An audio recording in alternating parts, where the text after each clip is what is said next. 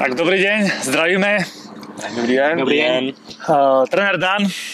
Zdravím, těší mě. Trenér Jirka. Dobrý den. Trenér Ivan. Dobrý deň. A ja, Robo.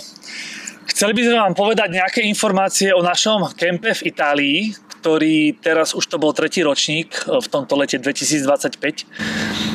Preto sme tu my 4 tréneri, aby sa každý tréner k tomu vyjadril, zažil si tú Itáliu a povedal vám nejakú skúsenosť k tomu. Budúci rok, to znamená leto 2026, budeme organizovať 2 kempy po sebe a samozrejme prihlášky sme už spustili a môžete sa prihlasovať.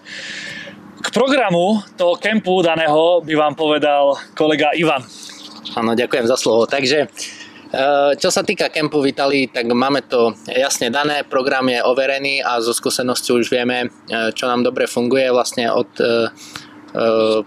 rána máme s tými deťmi vytvorený program až do večere, kedy začíname raňajkami, vždycky v daný konkrétny čas, podľa toho, kedy začína prvý tréning, máme s chlapcami zraz, spoločne sa presúvame na raňajky, kde si aj my tréneri hneď pripravujeme tréning. Po raňajkách sa ešte vraciame na izby, kde sa pripravíme na tréning v rámci toho oblečenia, pripravíme pomôcky a tak ďalej a presúvame sa potom spoločne na ihrisko, kde prvá tréningová jednotka má 1,5 hodiny a v podstate to je taký hlavný tréning v tom dni, pretože v podstate tí hráči sú čerství, je to úvod dňa, takže ten tréning je taký hlavný pre nás.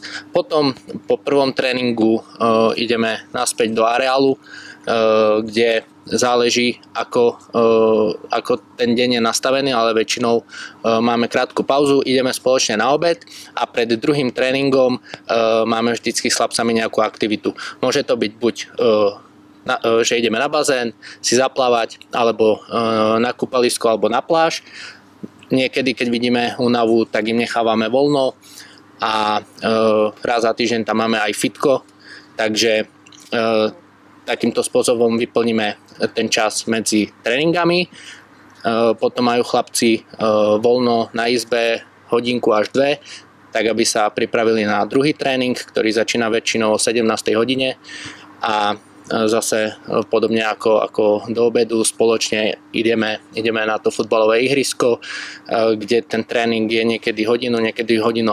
Snažíme sa to prispôsobiť podľa toho, čo chceme trénovať, akú únavu už chlapci majú, ako ten celý deň vyzerá, takže ten tréning druhý sa prispôsobuje k tomu dni. A následne po tom druhom tréningu sa ideme zase spoločne do areálu, dáme si večeru a ten večerný program potom buď ideme všetci spoločne do mesta pozrieť sa do centra, prípadne na pláž, alebo chlapci majú už voľný program pre seba, voľný čas a trávime ten čas proste takto v areáli. Takže to je vzorový deň kempu, kedy vlastne takto trávíme celý ten týždeň. Jasně. Tak já můžu si vzít slovo a říct moje pocity vlastně z letního kempu v Itálii. Já jsem byl tenhle rok jako trenér poprvé a musím říct, že strašně se mně líbil ten areál, ve kterém vlastně bydlíme. Je to uspůsobený pro spoustu sportovních týmů. Myslím si, že velká výhoda je, že přímo v tom areálu je akvapark, je tam plavecký bazén, jsou tam kurty na basketbal, jsou tam fotbalové hřiště s umělou trávou, je to i blízko k moři, takže se tam děti můžou vyblbnout, kterým zbyde ještě energie mezi tréninkama nebo i po trénincích večer.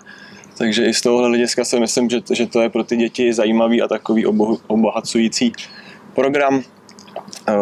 Velmi dobře hodnotím i stravu, která za mě byla velmi kvalitní.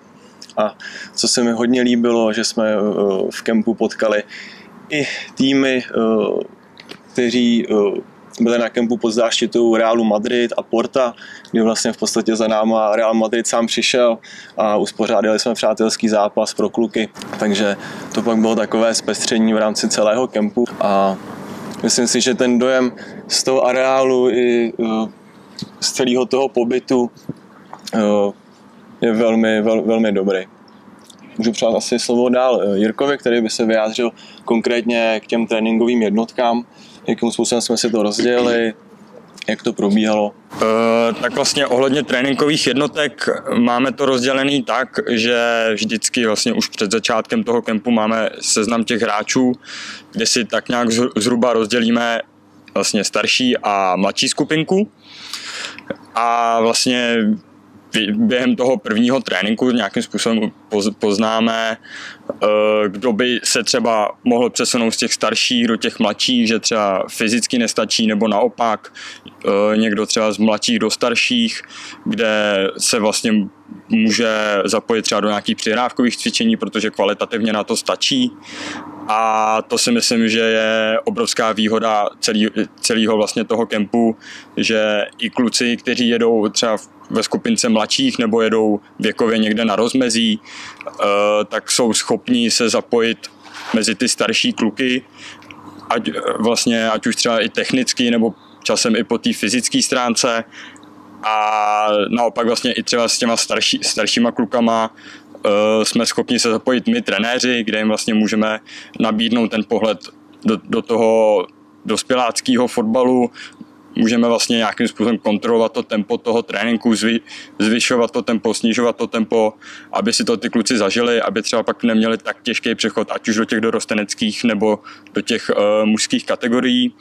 Asi poslední věc, co mě napadá, vlastně ta celková integrace těch kluků do toho procesu. Vlastně třeba tenhle rok jsme měli 30 kluků na kempu a měli jsme kluky z velkých klubů, měli jsme kluky z menších klubů třeba, měli jsme kluky ze Slovenska, měli jsme kluky z jižních Čech, kteří s náma jeli, a to si myslím, že pro ty kluky je obrovský zážitek. Je to vlastně, poznají nový kamarády, navážou nějaký kontakt v areálu, spousta cizinců, kdy vlastně večer mají třeba volný program, tak navážou kontakt i s těma cizincema, jo, popovídají si, pokecají si, vyměňují si kontakty, vlastně kluci jsou i pak třeba dlouhodobě v kontaktu mezi sebou, takže to si myslím, že je na tom obrovský plus, že ty kluci prostě ten kemp vlastně je posune jak fotbalově, tak vlastně i posune osobnostně a sociálně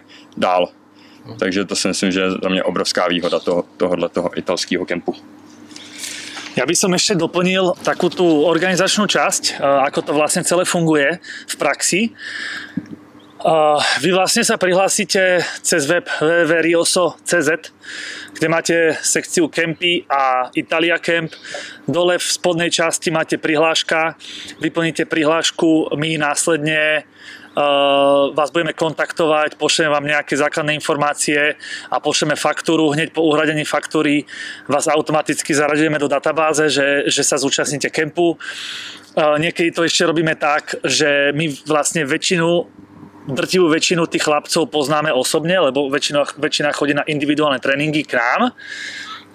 Prípadne sa zúčastňuje našich kempov, takže my tých hráčov väčšinou poznáme. A keď náhodou niekoho nebudeme poznať, tak niekedy to robíme tak, že príde k nám na nejakú individuálku, aby sme ho spoznali, aby vedel, že čo je to zač, a potom povieme, že áno, super, tak počítame s tebou, pretože je to vždycky lepšie vedieť o tom danom hráčovi, ale respektíve ho poznať aspoň na tom jednom tréningu, ako reaguje a ako je výkonnostne na tom a tak ďalej. Takže robíme to takto. Ďalej, z minulé roky máme skúsenosť ísť aj autobusom do Itálie, ale aj letecký, buď tam alebo spátky.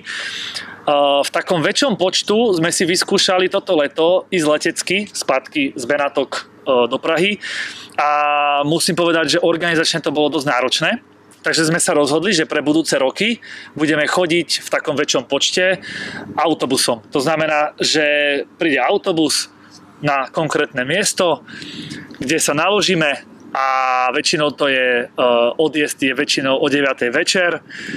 Ideme vlastne celú noc a ráno okolo 7. 8. sme v Itálii, priamo pri hoteli, kde sa zložíme a máme vlastne celý deň pre seba. Potom v ten daný deň, keď tam prídeme, nedávame tréningovú jednotku. Je to z nejakých bezpečnostných dôvodov, že ten človek je unavený z tej cesty, takže tréningovú jednotku tam nedávame, ale skôr je to také o poznaní toho mesta a tak ďalej, o poznaní tých ľudí, ktorí sú tam a potom až ten druhý deň vlastne začíname hneď od rána už program režim. Potom naspäť vlastne ideme tiež autobusom, kde sa naraňajkujeme a potom o 9:00 máme check-out z hotela, kde priamo potom nasademe na autobus a ideme späť do Prahy. A do Prahy prídeme vo večerných hodinách. Takže máme to takto naplánované. Myslím si, že chlapci si to určite užijú a je to dobrá skúsenosť, samozrejme, ako hovorili tréneri, že si zahrajú s medzinárodnými tímami, sa konfrontujú, môžu si porovnať nejakú výkonnosť medzi sebou a je to určite zážitok na celý život, pretože z toho vzniknú nejaké pekné fotky, videá a tak ďalej. Ako hovorila Jirka, tak tí chlapci sa spoznajú medzi sebou, nadviazajú nejaké nové kontakty, nové kamarátstva a tak ďalej. Takže z mojej strany toľko. Doplnil poslednú vec. Tento kemp vlastne snažíme sa dávať datumovo do nejakej prvej polovice alebo do polky toho júla, to znamená do polovica července a tým pádom je to taký ideálny čas pre hráčov, ktorí aktívne fungujú v kluboch, kedy ešte nemajú prípravu.